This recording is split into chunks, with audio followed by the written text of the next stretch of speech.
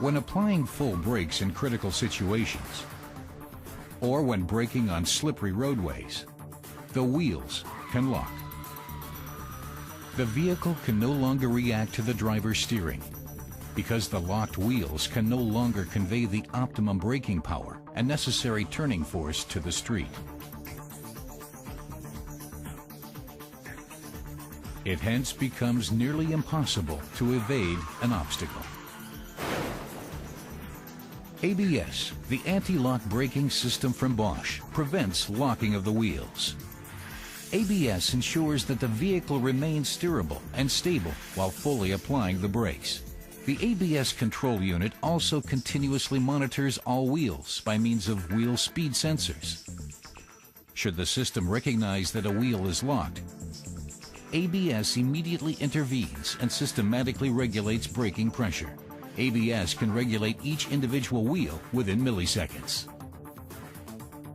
With the electronic anti-lock braking system, a sort of electronic intermittent braking, ABS achieves stability and steerability with the shortest possible braking distance.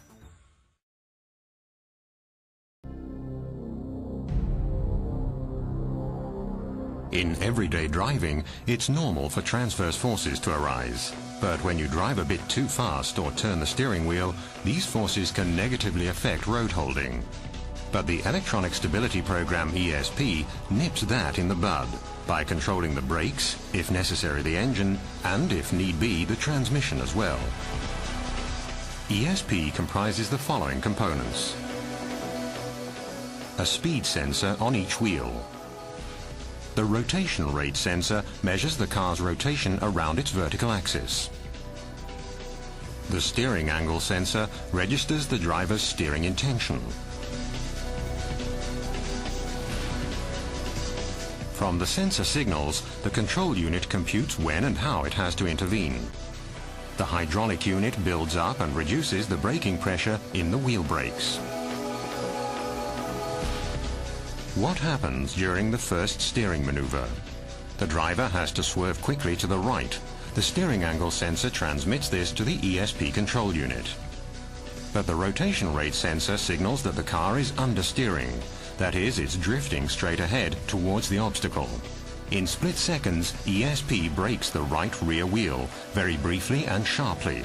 This produces the desired counteracting force, so that the car responds as the driver intended.